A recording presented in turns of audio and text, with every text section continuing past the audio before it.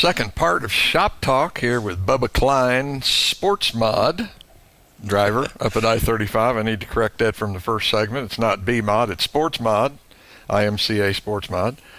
Bubba, in 2005, 2004, 2005, you decide to do a little tech work. And I guess at Valley and CMS, somebody must have talked you into becoming a tech official. How did that happen? Well, I had got to know Mark Evinger, the owner of Valley Speedway, from Warrensburg in the late 90s when we was racing down there. And he had just built that track and was trying to get it up and going. And he needed a tech guy. And I thought, well, funds are a little low. Need to take a year off. I'll give that a try. Boy, was that a mistake. That's a whole different world there. I do have a totally new respect for all the officials, track owners, and I think every driver ought to be a tech guy or a track official once through their life. And you may not be so mad at the next guy. I raced RC cars for a number of years, and we've tried policing ourselves before, doing more or less what you're talking about as far as teching cars. And you're right. You do gain a whole new perspective. And a whole new vocabulary. I've heard about everything. About what goes on. Because, let's face it, I'm not sure there's a race car driver out there that's not trying to find an advantage. Oh, every one of them is. And if you're not running up front. Right. But they all got different excuses, too.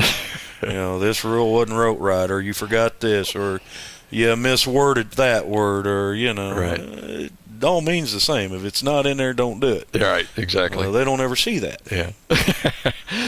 Let's move on. Probably enough said about that. At the end of 2005, though, Earl Walls decides that he wants to make up some rules to start this new B-mod class, which is starting to become fairly popular in the area. And you're involved in that. And Earl Walls, actually, he had the B-mods going down there at Warrensburg. They had like 6 cars showed up that year, and he stuck with them. And during that time, him and Mark Evinger got together and decided, let's get a set of rules that both tracks can run by. And so the three of us, we all sit down and we wrote them up and come up with what we thought was a pretty good set of rules and fair. And first night out in 2006, there was 31 of them. Oh, wow. Went from 6 to 31. And the class has done nothing but grow now. I was going to say, it is probably the fastest growing racing class in America right now. Well, the B mods are actually what the A mods were back in the 80s. With the suspension that we've limited them to, and the technology will allow them to use. Right. And it's a real fair. I'm not going to say cheap because racing's not cheap, but it's a more economical class. Right.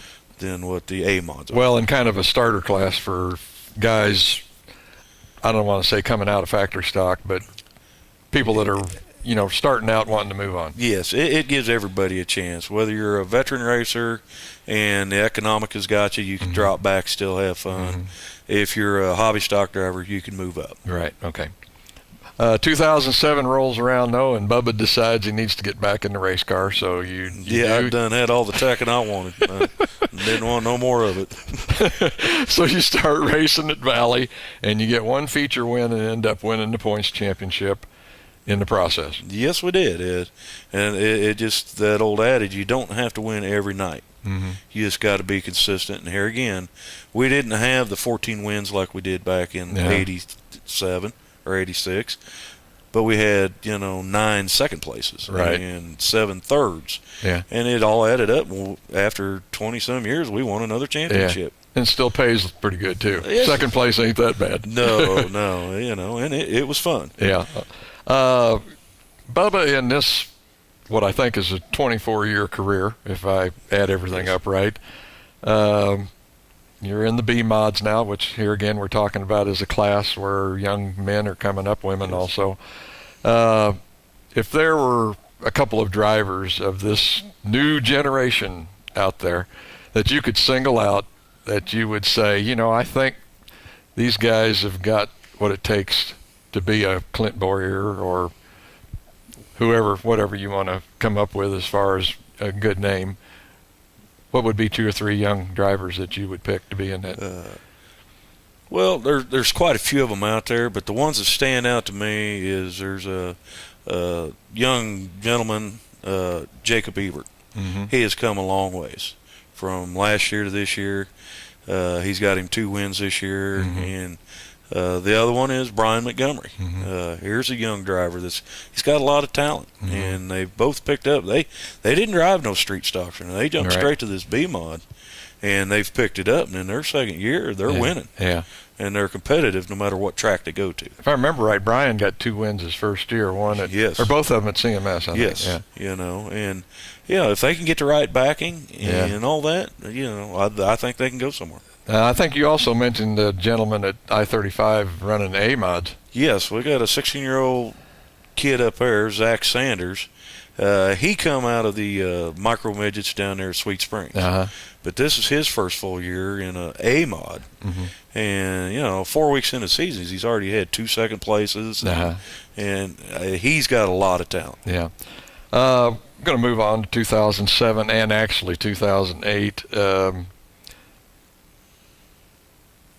Want to talk about the cars last year that you ran. It was the American Cancer car. Yes, we had a friend that passed on from leukemia, and we did a tribute car to him. And the paint job was just supposed to be there for 3 weeks. Mm-hmm. And in that 3-week process, more and more people come up to us and mm-hmm. said, well, my mother has it or my father has it, and wanting to know how can I donate. Uh-huh. So we decided to go ahead and leave the car the way it was and just run with it and bring the awareness out. Mm-hmm. And so people, 'cause everybody's been affected by cancer. Yeah. It's, the leading killer in America. Yes. You're right. Yeah. And then now this year, I don't want to take anything away from your racing, but we'll mention this. But you've got one feature win this year up at I-35, and then you've had 2 bad nights. And we won't mention those either. But anyway, we're only 3 or 4 weeks into the season. But there again, I want to talk about the car. And this year, you're having a tribute to the soldiers. Yes, sir. I've got uncles that fought in Vietnam, Korea. Everybody knows somebody that's fought in the war. Mm-hmm. And I just don't think the ladies and gentlemen, I don't think they get the support and everything that they need. Mm-hmm. They go fight for our freedom. So me and you can sit here and do what we're doing. Right. And have fun. And then a lot of times they come back home and they're treated bad, and I don't agree with that. There's not much more I can do for them other than, I'll support you any way I can. Yeah. I was going to say, we may not agree with what's going on, but no, you have to back those guys that are there doing it. Exactly. I guess I should say you may or may not. Yeah, everybody has their right to their opinion. But these ladies and gentlemen, they don't have no choice. Yeah. They've got to go do it. That's their job. Yeah. So they need the support. Okay. We're getting down, I think, pretty close to the end of this, and I know that you've got a lot of people and sponsors that help make racing happen. Yeah. And I want to give you plenty of time to thank those people. Well, I would like to, first of all, the engine builder, Rick Darling, Performance out of Marshall, Missouri. Photographics by Shelley out of Lexington. She's the one that did the wrap on this Support Your Troop car. Yeah. Then, of course, my family, my wife and my son. They're my pit crew. That's all I've got. The Whittam family, Dubs, Lewis, Gary, Kelly. Mm-hmm. That's just friends that come around and help when they need to. Right. And most of all, the fans. Without them, we can't go do it. Yeah. I just might add a comment to that. I know you said last night to me, Mike, how do we get more people down in the pits interested in racing? And I think that shows a genuine concern of a racer about having more people involved, not just recognizing you for who you are, but to have people enjoy racing more. Well, exactly, because, the kids that come up there, that's your next generation of racers.